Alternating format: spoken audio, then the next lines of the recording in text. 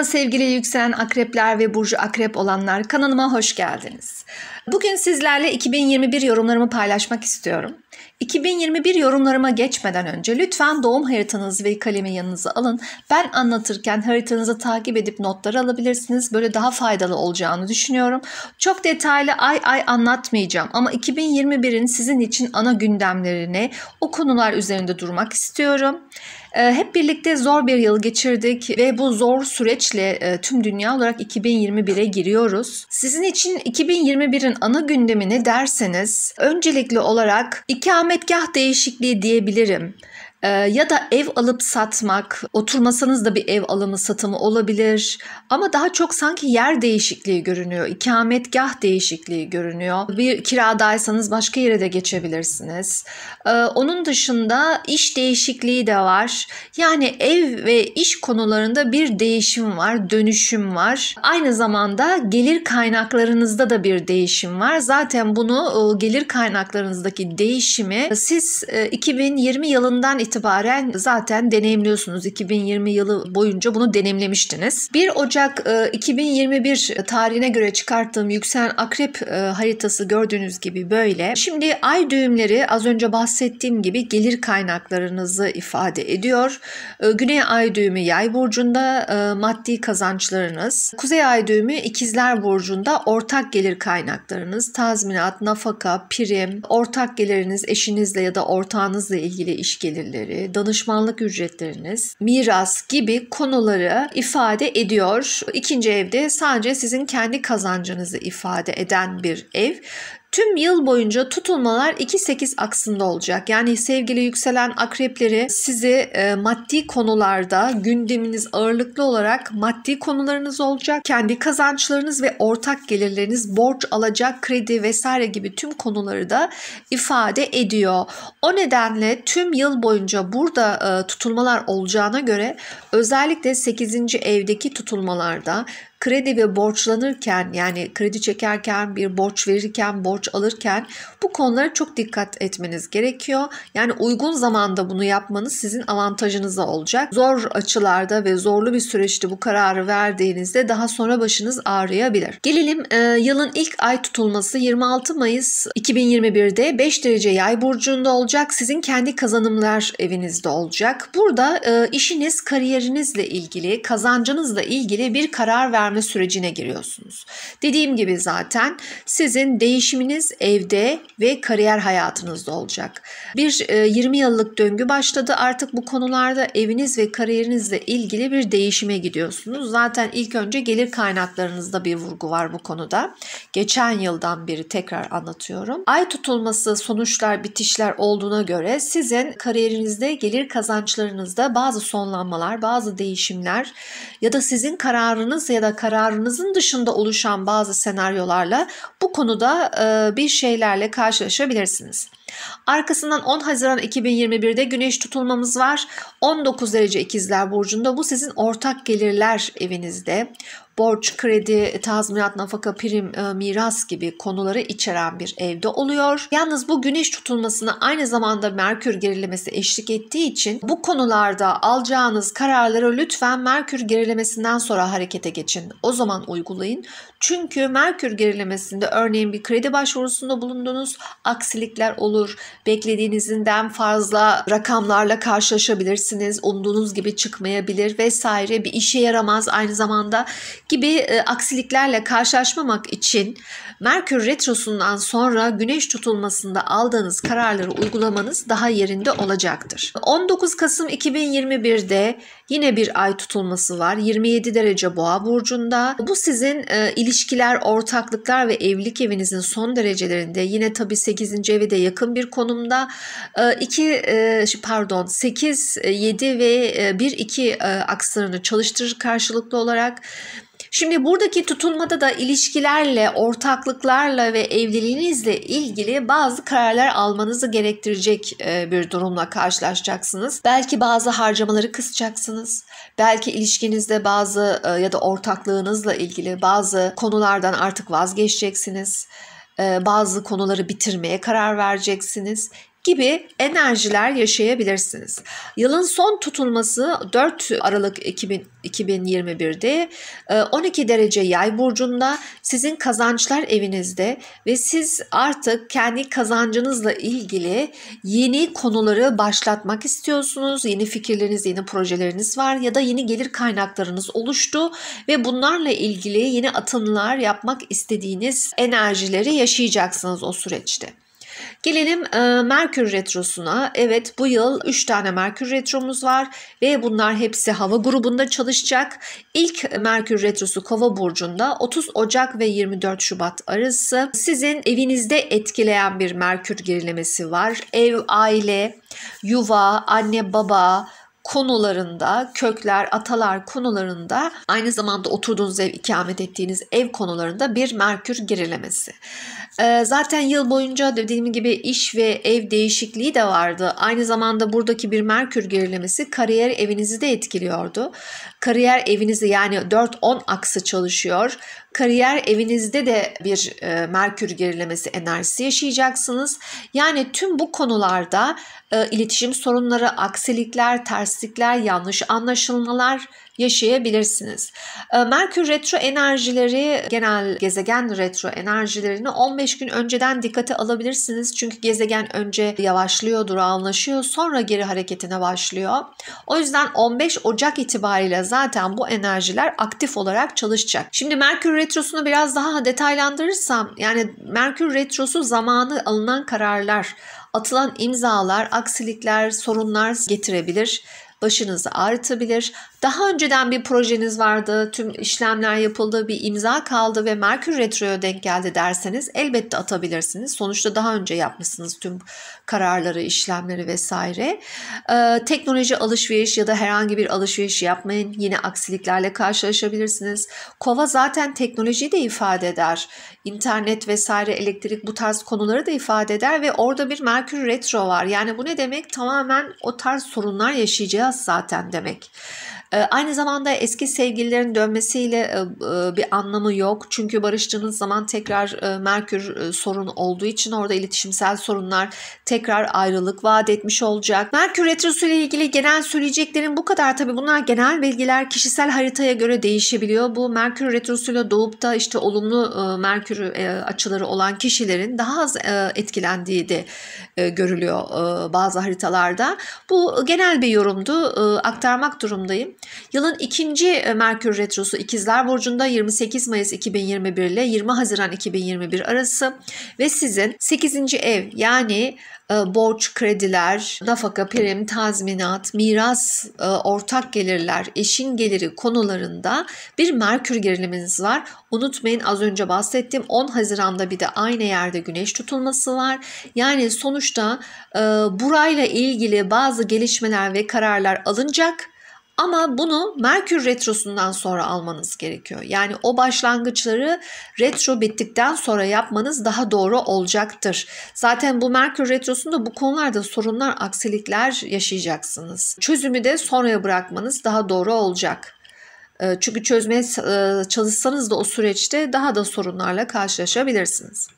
Yılın son Merkür Retrosu Terazi Burcu'nda olacak ve sizin 12. evinizde oluyor. İç dünyanız, gizli düşmanlar, sağlık evinizin karşısında gündelik işleriniz, çalışma ortamınız, iş arkadaşlarınızla alakalı konularda iletişim sorunları, aksilikler, terslikler yaşayabilirsiniz. Öncelikli olarak tabii sağlığa dikkat. Bu süreçte 12. ev aynı zamanda hastaneleri de anlatır. Sağlığa çok dikkat etmeniz gerekiyor. Hastane ya da sağlık konuları gündeminizde olabilir. 26 Eylül ile 18 Ekim arası.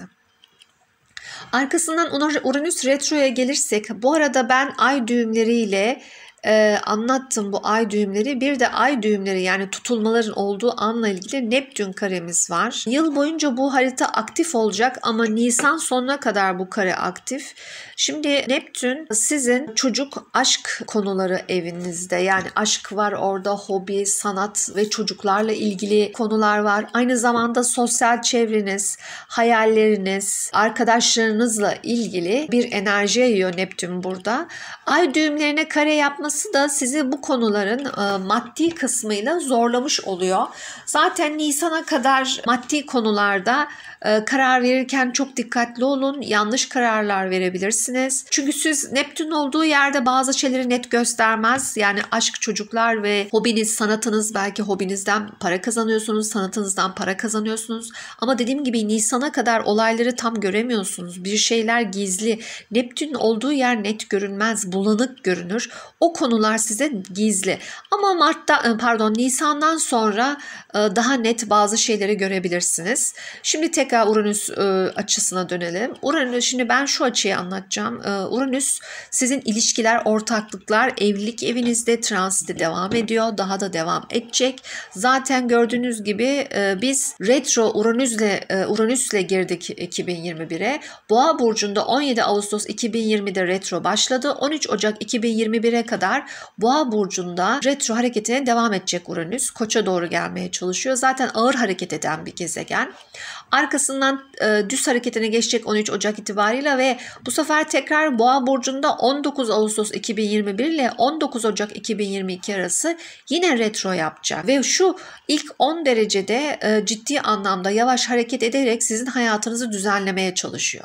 Örneğin Akrep burcun ilk 10 dereceleri, Aslan burcun ilk 10 dereceleri ve Kova burcun ilk 10 derecelerinde gezegenleri olanlar için zor enerjiler. Yani tamamen düşünsenize aksların çalıştığı 1, 7, 14 tamamen aksların çalıştığı ve hayatınızın tamamen alt üst olduğu, sizin dışınızda gelişen senaryoların içerisinde olduğunuz bir yıl diye düşünebilirsiniz. Çünkü oradaki gezegenler hep kare yapacağı için yani sizin burada yılmamanız lazım, daha mücadeleci olmanız lazım. Zaten yükselen akrepler, onlar ölüp ölüp dirilirler ve bu işin ustası onlardır. Onlar bu işi aşarlar.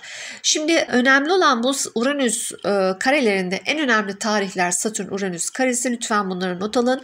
18 Ocak 2021, 17 Şubat 2021, 15 Haziran 2021 ve 24 Aralık 2021 tarihleri çok önemli. Bu tarihlerde gördüğünüz gibi ailevi konular ve ilişkiniz ve evliliğinizle ilgili kare açılarınız var. Yani aile konuları, ilişki, ortaklık, evlilik konularında bu tarihlere çok dikkat ediyorsunuz. Daha özen gösteriyorsunuz.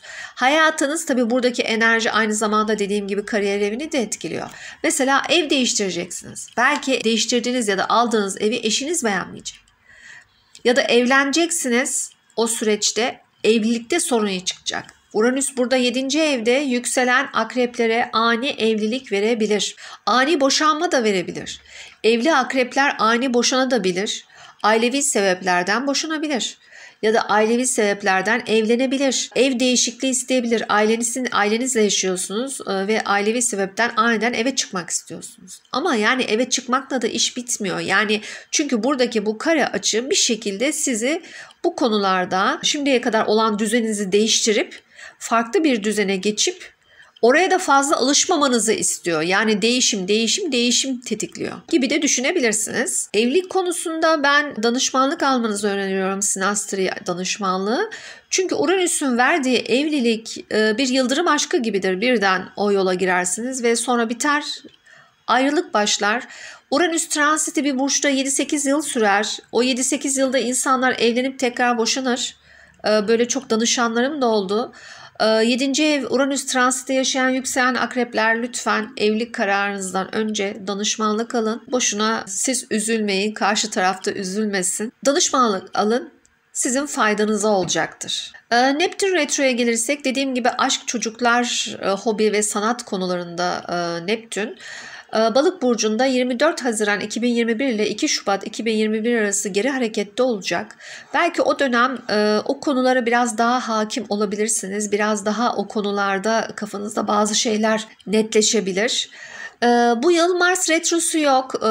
Venüs retrosu Oğlak burcunda olacak ve son ay 14 Aralık 2021 ile 24 Ocak 2022 arası Oğlak burcunda bir Venüs retromuz var. Bu sizi kardeşler, yakın çevre, komşular, yakın akrabalarınız, iletişim, eğitim konularında ve aynı zamanda tabii 9. evi de etkiliyor. Uluslararası ilişkiler, yabancı dil, akademik eğitim, üniversite, yurt dışı konuları gibi konularda gecikmeler ve sorunlar yaşayacaksınız. Belki okuduğunuz bölümü sevmeyeceksiniz. Belki kardeşlerinizle sorun yaşayacaksınız. Belki onların ilişkilerinde bir sorun var ve bu gündeme gelecek gibi sorunlarla 2022'ye giriyorsunuz. Arkasından Jüpiter Retro'ya gelelim. Jüpiter Retro Kova Balık burcunda 16 Haziran 2021 ile 14 Ekim 2021 arasında oluyor ve Jüpiter ve Satürn 2020'de sizin 2020 Aralık'ta sizin evinize girdi, ikametinize girdi, 4. evinize girdi. Anne baba evi, aile evi, kökler, atalar, oturduğunuz ev, kurduğunuz ev, daha önce yaşadığınız evle ilgili konulara girdi. Yani sizi bu konularda hem sınıyor, Satürn sınav veriyor, olgunlaştırmaya çalışıyor. Jüpiter de bu konularda şans, bolluk, bereket veriyor. Şimdi Jüpiter burada transitine devam ederken size ev sahibi yapabilir. İstediğiniz güzel bir yerden eviniz olabilir, arsanız olabilir. Eve çıkmayı düşünenler varsa ailesinden ayrı eve çıkma fırsatları yakalayabilir. Bir yıl boyu orada kalacağı için size bu konularda pek çok fırsat sunacak.